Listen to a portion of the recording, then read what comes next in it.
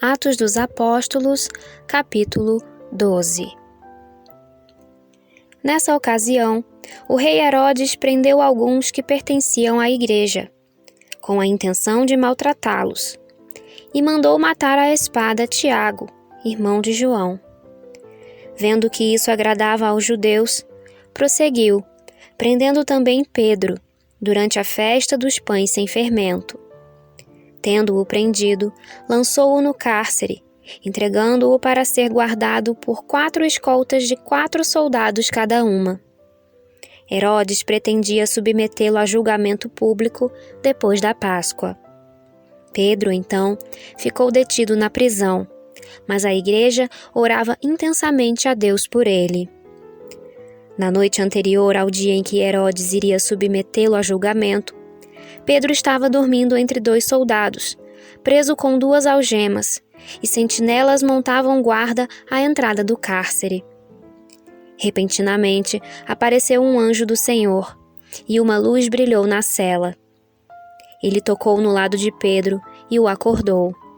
"Depressa, levante-se", disse ele. Então, as algemas caíram dos punhos de Pedro. O anjo lhe disse: "Vista-se e calce as sandálias." E Pedro assim fez. Disse-lhe ainda o anjo: "Ponha a capa e siga-me." E saindo, Pedro o seguiu, não sabendo que era real o que se fazia por meio do anjo. Tudo lhe parecia uma visão. Passaram a primeira e a segunda guarda, e chegaram ao portão de ferro que dava para a cidade. Este se abriu por si mesmo para eles, e passaram. Tendo saído, caminharam ao longo de uma rua, e de repente o anjo o deixou.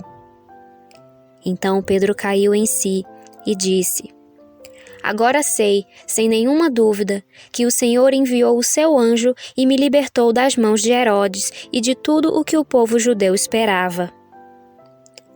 Percebendo isso, ele se dirigiu à casa de Maria, mãe de João, também chamado Marcos, onde muita gente se havia reunido e estava orando.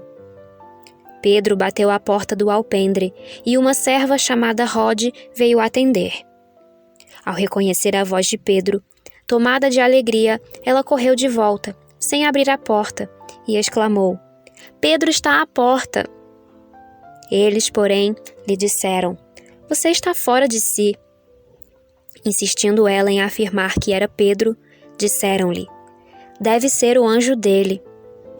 Mas Pedro continuou batendo, e quando abriram a porta e o viram, ficaram perplexos.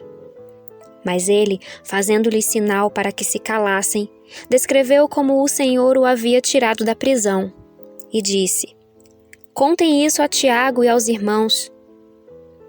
Então saiu e foi para outro lugar.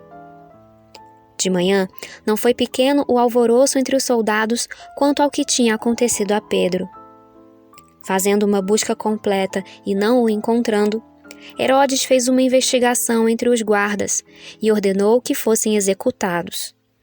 Depois, Herodes foi da Judeia para Cesareia e permaneceu ali durante algum tempo. Ele estava cheio de ira contra o povo de Tiro e Sidom. Contudo, eles haviam se reunido e procuravam ter uma audiência com ele.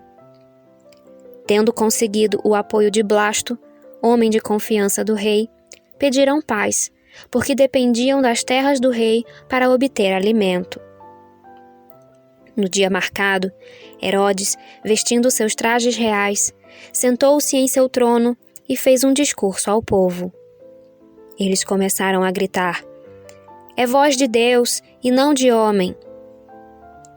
Visto que Herodes não glorificou a Deus, imediatamente um anjo do Senhor o feriu, e ele morreu comido por vermes.